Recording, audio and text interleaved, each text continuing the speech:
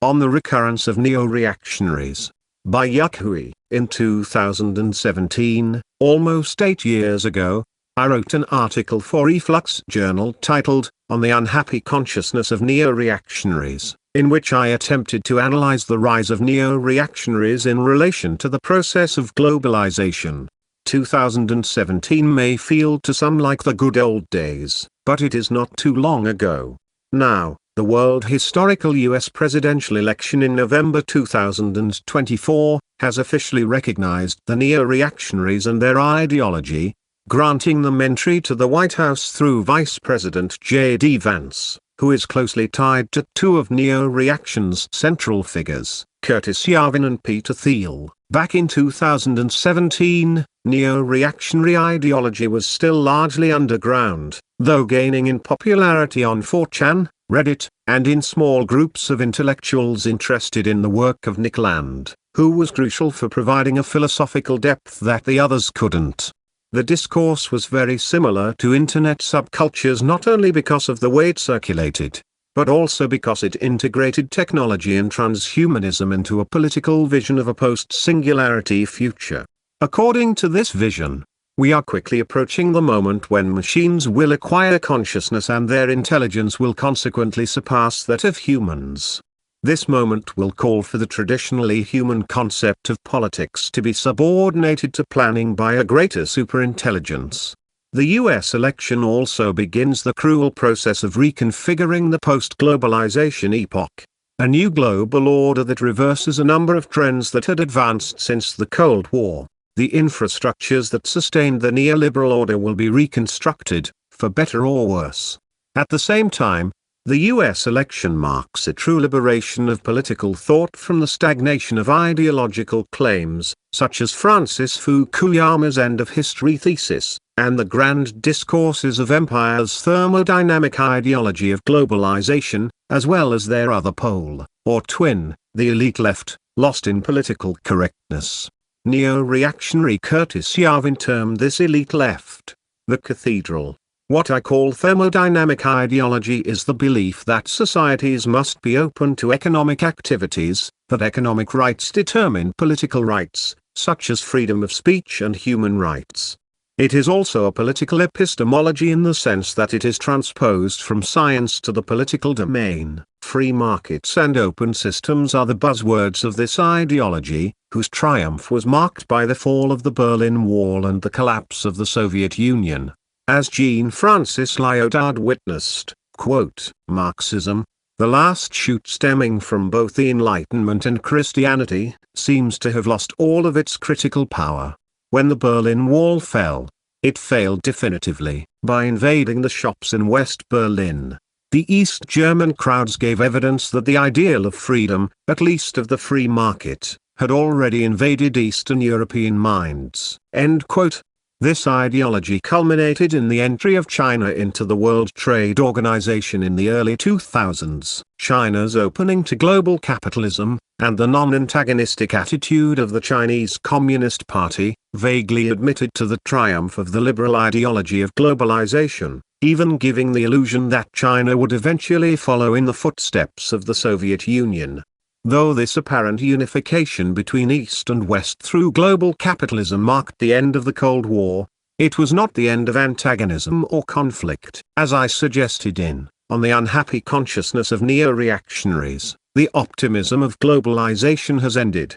The thermodynamic ideology behind neoliberalism simply doesn't work when the process of globalization advances to such an extent that American imperial power ceases to be the sole monopoly power. China and Russia's quest for a multipolar world clearly signals this obsolescence. Donald Trump, or rather his team, sensed this.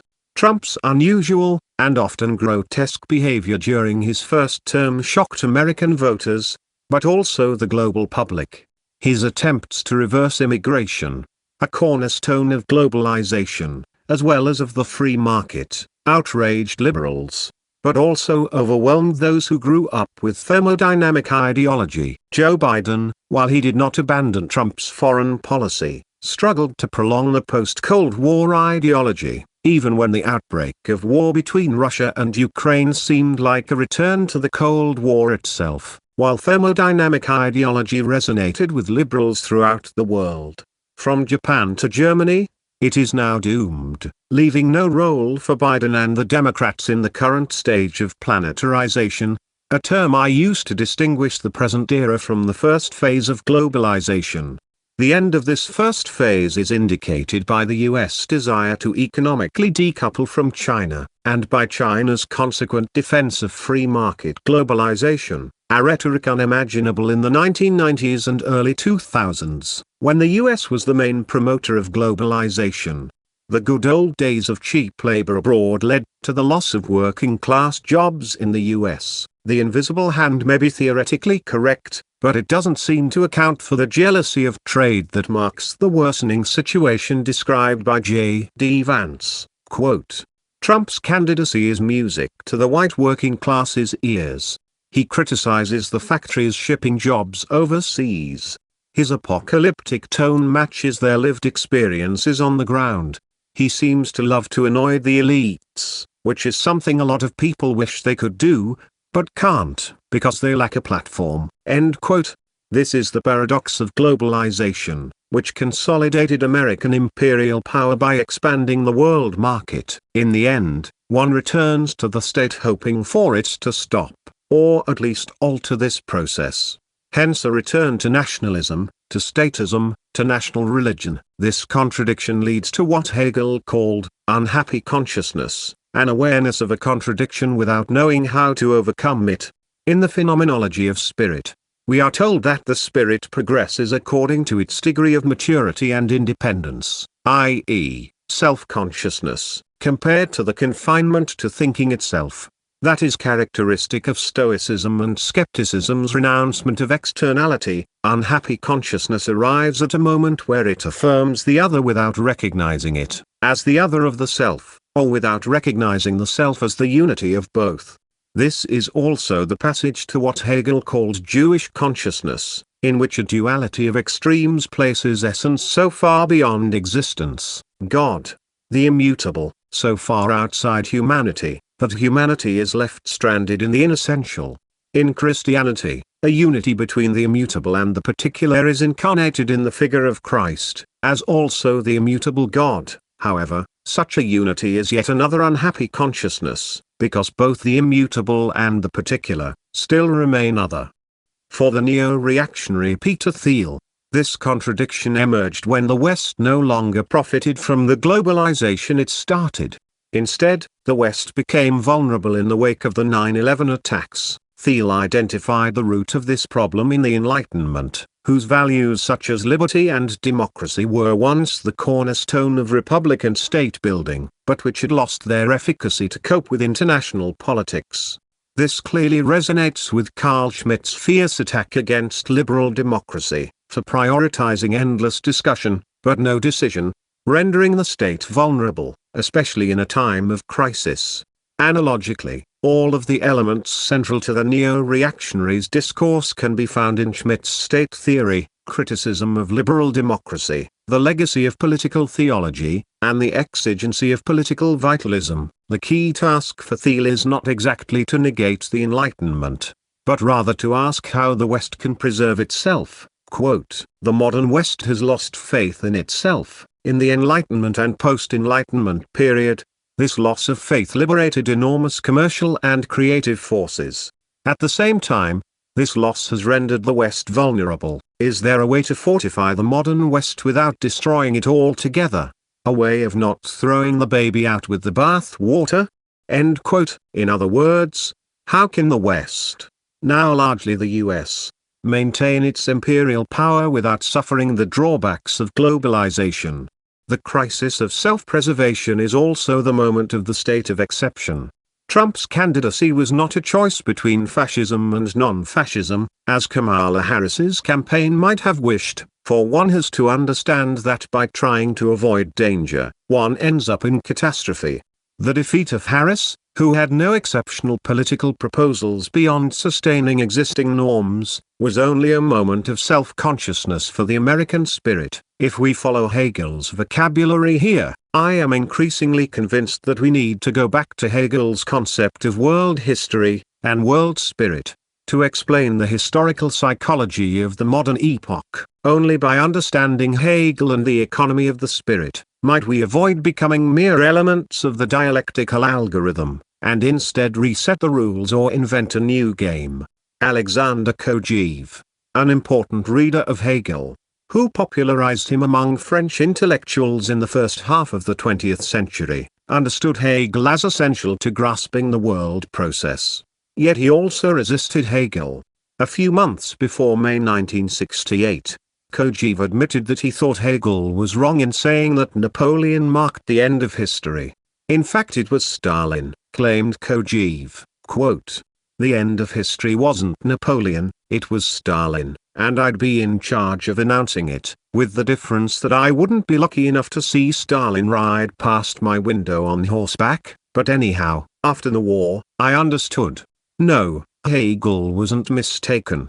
He gave the exact date of the end of history, 1806. What has happened since then? Nothing at all, just the alignment of provinces of empire. The Chinese Revolution is merely the introduction of the Napoleonic Code into China. The famous acceleration of history that everyone talks about. Have you noticed that as it speeds up, historical movement advances less and less? End quote. 1968 was the year of the worldwide student movement, a world historical event that coincided with Kojève's death, as well as the beginnings of a liberal economy in Europe. Kojève, an experienced French diplomat, and a Soviet KGB agent, clearly saw historical movement stagnating with a universal homogeneous state, on with the triumph of thermodynamic ideology. Either way, his resistance against Hegel falls back into the logic of Hegel. But the world spirit was never Napoleon nor Stalin, so much as a logical necessity of the historical process itself, of the exigency to overcome a contradiction that leads to unhappy consciousness. From the standpoint of this economy of the spirit, Trump's victory could only be expected, not because Trump is a great leader, on the contrary, he seems more like a con man, but because he understood the political climate in time to ride its wave. And now we can foresee the reversal of the order of globalization as part of the world process. We can also foresee the realization of neo-reactionary thought. Looking back at 2017, some of those key figures of neo-reaction have grown even more influential since then. Curtis Yarvin has almost become a household name among Americans. Nick Land is still observing the world process from Shanghai, while his Dark Enlightenment has gained popularity among young readers in China. J.D. Vance and Elon Musk have joined forces under the guise of democracy, a political magic word in the West and East that signals the impossibility of being politically incorrect.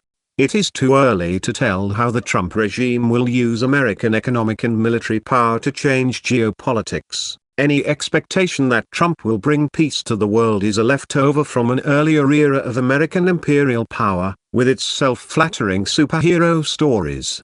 This expectation furthermore appears as an illusion when one realizes that the world process, which demands radical intellectual interrogation, is far beyond any single persona or country.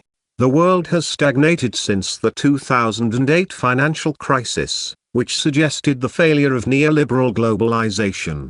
The escalation of wars in recent years is the consequence of a persistent post-Cold War worldview, no longer at home in the world, or of a Cold War that never in fact ended, but rather continued in the guise of globalization. Will 20th century imperial power continue to triumph in the 21st century? Today, the war over technology has been pushed to the forefront, with states now grouping more or less around different affinities for technological advancement. We see this in the alliance between countries that produce nanoscale microchips, while in the Cold War it was nuclear arms. The recent launch of DeepSeek and the shock it caused in the West only further confirms this observation. We also see it in the blocs that share technological infrastructure, like communication systems and railways. Russia, China, and other countries might contest imperial power, but in doing so, are they also becoming imperial powers? This is a critical question if we dare to imagine a new and different phase of globalization, or to develop thought adequate to the current phase of planetarization. The US has already entered into conflict with developing imperial powers. In response, Europe has been attempting to assert its sovereignty, but its course is not yet certain. From Habermas and Derrida's co-signed petition for Europe to distance itself from the US unilateralism of the Iraq War, to Macron's reiteration of it after his visit to China in 2023. It seems like nothing has happened. Already in the 1930s, Carl Schmitt identified the danger of American imperialism. He pointed to America's manipulation of the Monroe Doctrine at the turn of the century, to mobilize Japan to open up China's market and access its capital. Schmitt argued that the nation-state would decline in the face of American imperialism. Of course, Schmitt was a Nazi legal theorist, which might render his ideas taboo for progressives, suggesting that Yavin's idea of a hypocritical cathedral is not completely wrong. Nonetheless, Cold War alliances are insufficient for responding to the current planetary condition, and its interlinked crises of climate, AI, and geopolitics. Political theorist, Moritz Rudolph, has satirized the world spirit as a salmon that was born in the East, and then traveled to the West. It grew up in Greece, writes Rudolph, and reached adulthood in the Prussian state of Hegel's time, before returning to the stream of its birth to spawn and die. This journey is the becoming of self-consciousness as well as liberation. Befrung. Like a salmon, the world spirit now returns to where it began, and where it will probably end. This rhetoric is redolent of proclamations in China today, of a rising East and declining West, which might sound like good dialectics. Perhaps too good to be true. The West is trapped in unhappy consciousness, resenting the ways that globalization benefited non-Western countries, while causing the West itself to lose its competence and identity. In a similar fashion, Oswald Spengler lamented that the West exported technology to Japan at the turn of the 20th century, only for Japan to rise from the rank of student to teacher, with its defeat of Russia in the 1905 war. The East is trapped in an unhappy consciousness of a different kind. It is based on the East's need to assimilate to the Western modernization project, which leads to the dissolution of its own traditions, values, and family-based social structure. A symbol for this might be the gigantic infrastructure projects in the East, ranging from high-speed trains to database centers, a sublime of technological development, that replaces the sublime of confronting nature. The wow factor and likes on social media, that replace religious respect. Achtung. In East Asia, fast-paced modernization extends the consumer ethos, from high-end luxury shops to universities. This overproduction and overdevelopment produces problems that the West already encountered in the 20th century: panic over spiritual misery. Overproduction and overdevelopment don't mean only an excess of products, but also an excess of prosthetic organs that the soul cannot hold.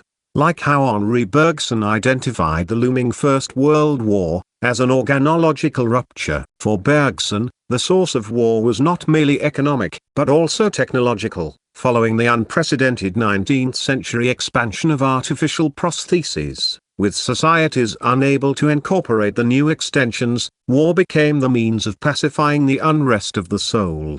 Paradoxically, in order to surpass the West, the East will have to accelerate faster in all domains, which will only deepen its melancholia. To cope with this unhappy consciousness, the East will have to reinvent the concept of modernization by giving it a nationality, to create an illusion of moving in the direction of history. Can we really say that the East and the West are developing two different projects, or agendas? There is no clearer mind than Carl Schmitt on this point. The East, in particular, took hold of Hegel's philosophy of history in the same way it took hold of the atomic bomb, and other products of the Western intelligentsia in order to realize the unity of the world, in accordance with its plans. We can continue by making a long list of these other products. Imperial powers will continue competing over resources to maintain the uneven development of the world. Many intellectuals unfortunately share the illusion that these powers will come to the table, listen to each other, work out their differences, and collaborate. But neither culture nor understanding are at stake in this larger power struggle, and those who have not woken up to this will only repeat the clash of civilizations cliché, by insisting on respect for cultural differences. The East and the West are in fact developing the same plan, the same technology, and the same philosophy of history for domination, and are thus no longer distinguishable in this world process. As Jean-Luc Nancy put it, the Far East, Extreme Orient, becomes the Far West, Extreme Occident. How does one move out of unhappy consciousness? René Girard, the meta-pensor of Thiel, Vance, and the neo-reactionaries, developed a theory of scapegoating that calls for the sacrifice of something to resolve a conflict within a community, and restore purity, as with the sacrifice of Jesus Christ. The impurity that needs to be sacrificed could be immigrants who threaten rural whites, or the aberration of Trump voters themselves, or China's fierce economic and technological competition with the US. The Greek word for scapegoat is pharmakos, closely related to pharmakon, which means both poison and remedy. The scapegoat is the remedy to the community, that also poisons the community. Girard recognized this paradox. The victim is sacred, it is criminal to kill him, but the victim is sacred only because he is to be killed.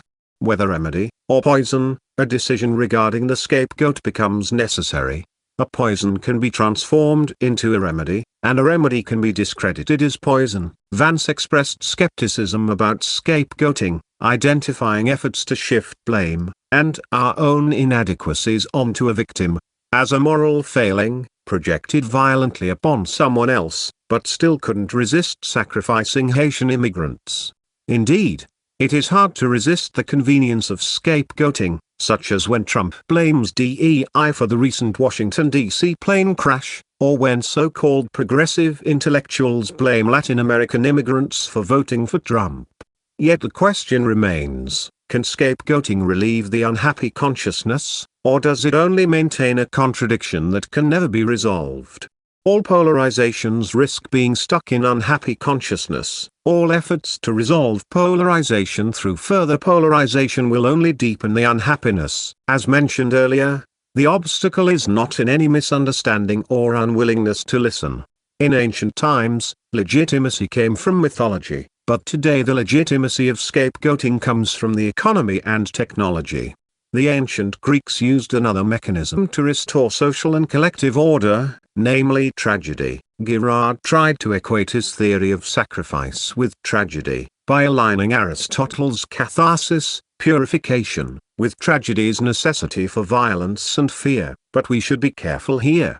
It is in tragedy that Nietzsche saw an interplay between the Apollonian and the Dionysian drives. Again an irreconcilable polarization that was later abandoned in the pursuit of rationality, which nonetheless remains accompanied by modern decadence. Much more than what Aristotle called catharsis, Greek tragedy implies a logical form, later identified by Schelling, and notably acknowledged by Peter Zondi. Since Aristotle, there has been a poetics of tragedy. Only since Schelling has there been a philosophy of the tragic. The opposition was resolved by an affirmation that transcended the opposition between freedom and fate. To follow Hegelian vocabulary, we have to ask what a true reconciliation consists of. One can't transcend unhappy consciousness without turning toward reason, because reason is the only resolution, and world history is the history of reason. Reason is the most powerful discourse of the West, since what contradicts it is inevitably unreason, which is analogical to a just enemy. By the same token, the East cannot turn to unreason in order to combat the West, but does turning to reason, to operate within the framework of the West, end up in the atomic bomb, as Schmidt claimed. It is necessary to affirm and expand reason beyond the West. Such an expansion is not only geographical and universalizing, it also, in terms of logic, allows diversity to flourish. Kant uses the term, Urweiterung, to describe an expansion of theoretical reason, in light of entities it cannot demonstrate and prove, but which are necessary for practical reason. I concluded my 2017 essay with the following, quote, "Maybe we should grant to thinking a task opposite the one given to it by Enlightenment philosophy, to fragment the world according to difference instead of universalizing through the same, to induce the same through difference, instead of deducing difference from the same. A new world historical thinking has to emerge, in the face of the meltdown of the world." End quote. I have elaborated on this point in all my major writings since The Question Concerning Technology in China, 2016, especially in the recent books, Post-Europe, 2024, and Machine and Sovereignty, 2024. I can't think of a better conclusion to this essay. I can only add that such a fragmentation calls for a search for a genuine pluralism, in other words, a philosophy adequate to the current planetary condition, especially when the term pluralism is routinely appropriated by both the left and the right. In his theory of the Grossraum, Schmitt developed an idea of political pluralism against universalism, namely American imperialism, that was later taken up by Alexander Dugin when he was developing his idea of the Eurasian Grossraum. Contemporary anthropologists studying indigenous concepts of nature have also suggested that ontological pluralism could help overcome the strictures of Western knowledge, since the rise of modernity. But how can we be sure that such a pluralism isn't just a disguised monism, that resistance doesn't only contribute to the hegemony against which it fights? In recent decades, we have seen how the promise of pluralism under neoliberalism collapses into monism, and we have seen how pluralism in nature was conquered by monotechnological culture. Any future pluralism will have to confront the test of technology, as anticipated by Schmitt, without relinquishing the term pluralism. I would appeal to a pluralism that is epistemological, at the same time as it is technological, a practice grounded in a matrix, consisting of biodiversity, neurodiversity, and technodiversity, which I suggest as a starting point for conceiving a planetary thinking.